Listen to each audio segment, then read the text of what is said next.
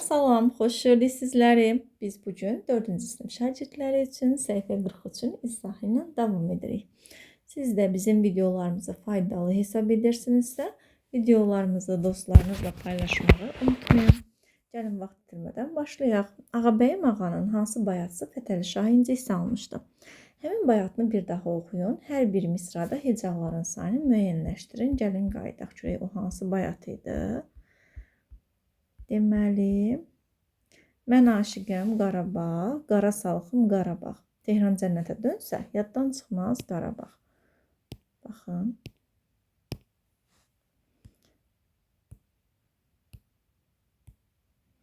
Şah səsi dinlədikcə duyğulanır, əyanlarından soruşur ki, bu nə havadır belə? Deyirlər, Qarabağ şikəstəsidir və s. və ilaxır. Sonra kefi pozulur. Axı nə üçün Ağabəyim ağa Tehranı bəyənməsin? İndi burada hər bir misrada hecalar sayaq. Saitlər sayırıq hecalar saymaq üçün 1, 2, 3, 4, 5, 6, 7, 4, 3. 1, 2, 3, 4, 5, 6, 7. 7 heca var. 1, 2, 3, 4, 5, 6, 7. 7 hecamız var. 1, 2, 3, 4, 5, 6 və 7. 7 hecamız var. Deməli, hər bir misrada 7 heca var. 7 hecamız var. İndi baxaq. Bayatı haqqında danışılır dostlar. Yadda saxla rubrikasına baxırıq. Bayatı 4 misradan ibarət şeir növüdür. Hər misrası 7 hecadan ibarət olur. Çox vaxt mən aşiq, əzizim sözləri ilə başlanır. Əsas fikir son 2 misrada söylənilir. Əzizim yola baxar, həsrət könlümü yaxar. Dönüb ağ göyərçinə, vətən gəl məni apar. Birinci, əziz dostlar, bayatlar adətən əzizim, mən aşiq sözləri ilə başlayır. Birinci, baxın birinci, dəqiqə, ikinci və dördüncü misraları qafiyə yaradır. Üçüncü misra sərbəst olur. Baxın, baxar, yaxar, apar sözləri bir-birindən qafiyə yaradır. Misraların düzgün ardıcıllığını müəyyən etməklə bayatları dəftərinizə köçürün. Bir şirin sözə qaldı, əzizim sözə qaldı, el-oba bizə qaldı. Yad qovuldu dağlardan. İndi necə olur? Gəlin düşünək. Necə ola bilər? Gəlin nömrələyək. Əzizim sözə qaldı. Bir şirin sözə qaldı. Yad qovuldu dağlardan. El-oba bizə qaldı. Çəşnində ola bilər. Təbii ki, siz burada düzgün ardıcılıqla yazacaqsınız. Deməli, birinci B-ni yazacağıq, sonra A-nı yazacağıq. Əzizim sözə qaldı, bir şirin sözə qaldı. Yad qovuldu dağlardan, el-oba bizə qaldı. Bilirsənmi kimləri? Dörd yanı qala dağlar, salıbsan yola dağlar, əzizim ala dağlar. Birinci deməli ki, əzizim ala dağlar. Düzdürmü? Dörd yanı qala dağlar. B ola bilər. Bilirsənmi kimləri? A. Salıbsan yola dağlar. C. Çəkində ola bilər. Davam edək. Aşağıdakı bayatları oxuyun. Bayatlar hansı tarix hadisələr yada salır? Həmin tarix hadisələr haqqında bildiklərinizi danışın. Əzizim yaralıyam, vətəndən aralıyam, yurdumda düşmən qaldı, haqqımı almalıyım. Təbii ki, bu 1-ci Qarabağ döyüşlərindən bağlı ola bilər və belə deyək, vətənindən didərgin düşmüş insanların dilindən deyilir. Sevim bugün, gül bugün, yadda saxla bil bugün, Şuşamız azad oldu, nəğmə deyir dil bugün. Bu isə Şuşanın azad olunmasından sonra, 8 noyabrdan sonra söylənilən bir bayatı ola bilər. Mən aşiqəm əsirdir, külək çox sərt əsirdir, kimə dərdimi deyim, Zəngilanım əsirdir, Zəngilan əsir düşüb, artıq 1-ci Qarabağ döyüşlərindən sonra vətənin belə deyək, işğalı zamanı, Zəngilanın işğal olunduğu zaman deyilmiş bir bayatıdır.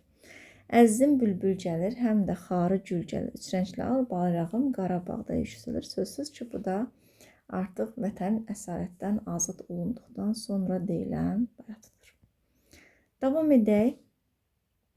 Dünya Azərbaycanlıların həmrəylik günü haqqında nə bilirsiniz? Aşağıdakı mətni oxuyun və öyrəndiyiniz yeni məlumatları qeyd edin. Dostlar, sizcə həmrəylik günü nə haqqındadır? Niyə biz həmrəylik günü qeyd edilir? Ümumiyyətlə, həmrəylik sözünün mənası nədir? Həmrəy olmaq nə deməkdir? Yəni bir olmaq, eyni fikirdə, eyni düşüncədə olmaq deməkdir. Bəs biz nə üçün dünya Azərbaycanlıların həmrəylik günü qeyd edirik? Gəlin mətni oxuyaq. Xudafərin körpüsü. Min illərlə xalqa sevinc, bərəkət gətirən Araz çayı həm də xalqın taleyində ayrılıq simvoluna çevrilib. Belə ki, 1828-ci ildə Azərbaycan ikiyə bölündü. Azərbaycanın cənub torpaqları İrana, şimalda yerləşən torpaqları isə Rusiyanın tərkibinə keçdi. Araz çayı Cənubi Azərbaycan ilə Şimali Azərbaycanı ayıran sərhəddə çevrildi. Əlaqələri kəsmək üçün Araz çayı üzərindəki Xudafərin körpüsü dağıdıldı, sərhəd çəpərləri çəkildi. 1989-cu il dekabrın 31-də xalq həsrətə son qoymaq üçün sərhəd çəpərlərini sökdü. Bununla da Azərbaycan Respublikasının müstəqilliyinə yol açıldı. Heydər Əliyevin qərarı ilə dekabrın 31-i Dünya Azərbaycanlıların həmrəylik günü kimi qeyd olunmağa başladı. 1993-cü ildə Xudafərin körpüsünün yerləşdiyi Cəbrayıl rayonu Ermənistan tərəfindən işğal olunmuşdu. Rəşadətli ordumuz 2020-ci ildə Xudafərin körpüsünü işğaldan azad etdi. Azərbaycanın şimalı ilə cənubunu birləşdirən Xudafərin xalqımızın birlik rəmzidir. Dostlar, Araz çayı haqqında yəqin ki, kiçik yaşlı olduğunuz üçün tarixi hadisələri hələ ki bilmirsiniz, amma zaman keçdikcə tarixi hadisələri dəqiqliyin oxuyacaqsınız, tarix öyrənəcəksiniz. Yəni tariximizə bələd olacaqsınız. Ümumiyyətlə hər bir vətəndaş öz tarixi haqqında məlumatlı olmalıdır, bilməlidir. Baxın, Azərbaycan elə bir coğrafi rayon, elə bir coğrafi yerdə yerləşir ki, hər zaman qonşu dövlətlərin, başqa dövlətlərin marağını kəsb etmişdir. Hər bir dövlət istəmişdir ki, Azərbaycan onun bir tərkib hissəsi olsun. Zaman-zaman müxtəlif qonşu dövlətlər istər. Baxın, tarixin bəhs olunan bu dövründə Azərbaycan İran və Rusiya arasında bölüşdürülür, parçalanır.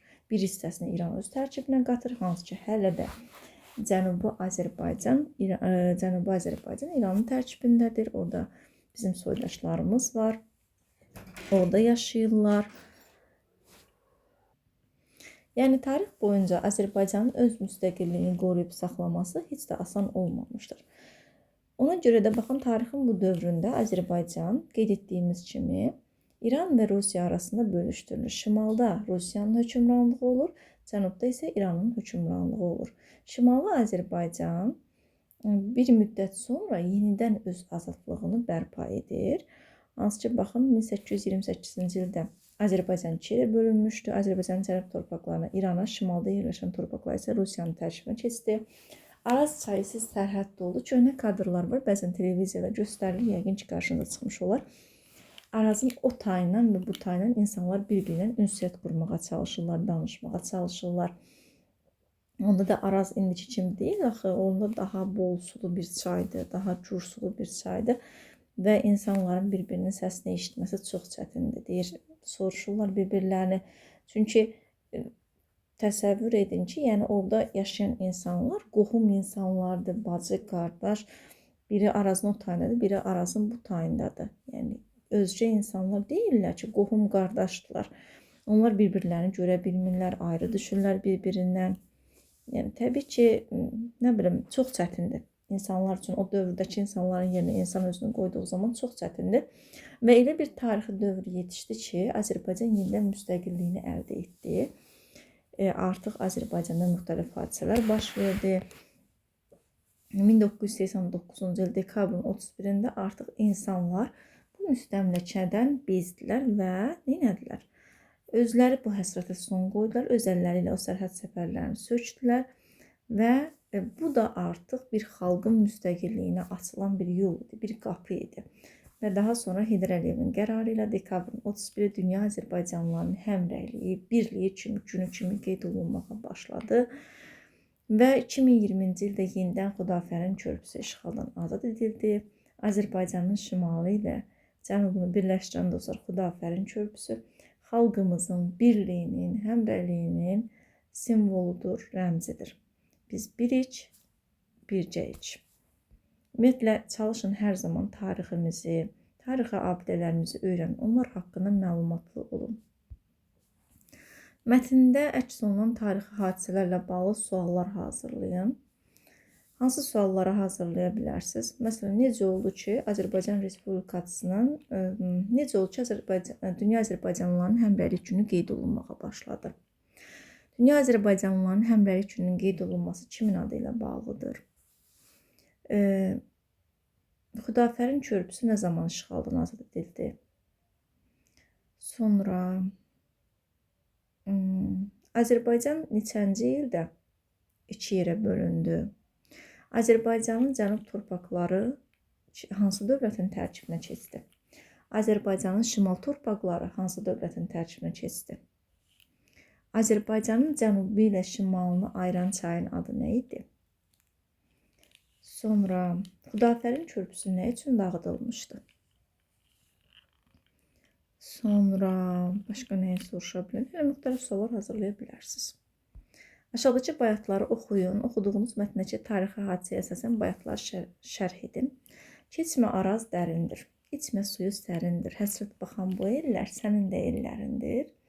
Araz Araz, xan Araz. Dağlardan axan Araz. Qardaşdan ayrı saldım, evimi yıxan Araz. Sözsüz ki, baxın, bunlar mətndə bəhs olunmuş tarixi hadisə ilə bağlıdır. İnsanların bir-birindən ayrı düşməsi, bacının qardaşdan, nə bilim, atanın, ananın öz övladının ayrı düşməsi, bir Araz çayının onları ayırması.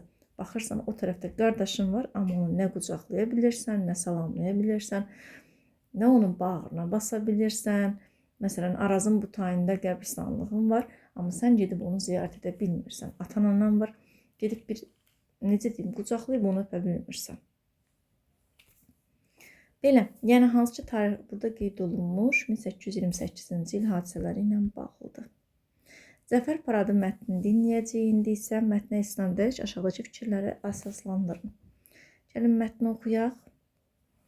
Zəfər paradı dinləyək dostlar. 44 günlük vətən müharibəsində qazanılan qələbəni Azərbaycan xalqı 2020-ci ilin dekabr ayının 10-da keçirilən Zəfər paradı ilə qeyd etdi.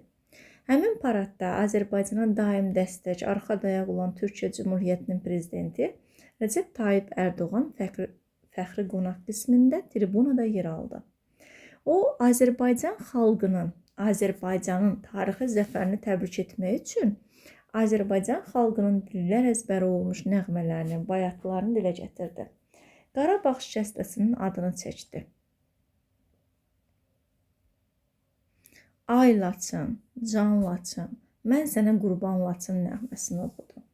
Arazı ayırdılar bayatçısı ilə həm də vətən həsrətli, cənublu qardaşlarımızı salamladı. Xalqın çəkdiyi tarixi zülmləri xatırlatdı. Arazı ayırdılar, lil ilə doyurdular. Mən səndən ayrılmazdım, zülm ilə ayırdılar. Məşhur şairimiz Bəxtiyar Vahabzadənin şeiri səsləndirilməklə Qarabağın əzəldən Azərbaycan torpaqları olduğunu bəyan etdi. Hardan sənin oldu bizim Qarabağ? Adı sahibini demirmi aşkar? Xoşluqla verməzlər torpağı ancaq qanla mühürləyib zorla alarlar. İsa bulağının zümzüməsini, Cabbarın, Seyidin, xanın səsini, dalğalı Qarabağ şikəstəsini, Babək türbəsini necə pay verim? Bu şeiri bütöv versiyasında oxuya bilərsiniz. Türkiyə prezidentinin tribunada Azərbaycan torpaqlarının tarixini məhz bayatlarla, şeirlərlə, nəğmələrlə dilə gətirməsi milyonlarla insanın qəlbini oxşadı. Cənubi Azərbaycanda yaşayan həmvətənlərimizin dərdini ovundurdu. Əziz dostlar, belə bir video dərsimizin daha sonuna gəldik. Düşünürəm ki, sizin üçün maraqlı və faydalı bir video dərs oldu.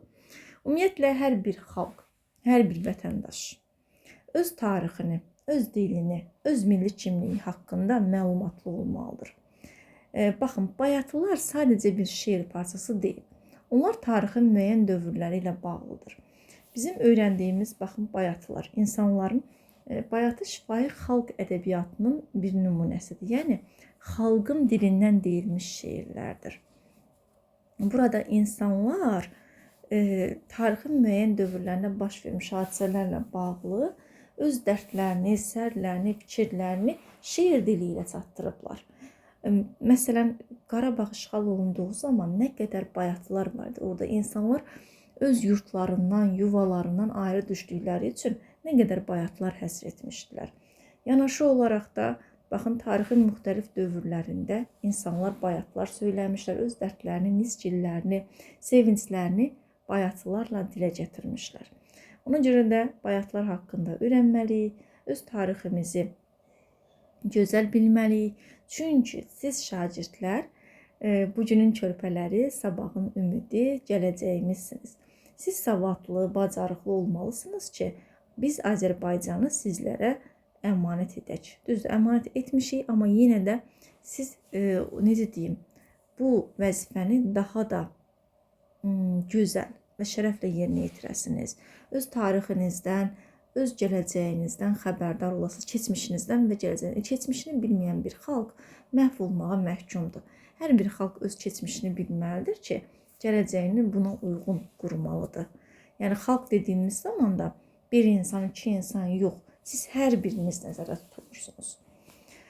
Belə, ümid edirəm ki, sizin üçün maraqlı bir dərs oldu. Siz də belə olduğunu düşünürsünüzsə, videonu bəyənin və dostlarınızla paylaşın. Allah amanında gələn video dərslərdə görüşmək diləyilə hər birinizə can sağlığı, bol-bol uğurlar arzu edirəm. Hələlik.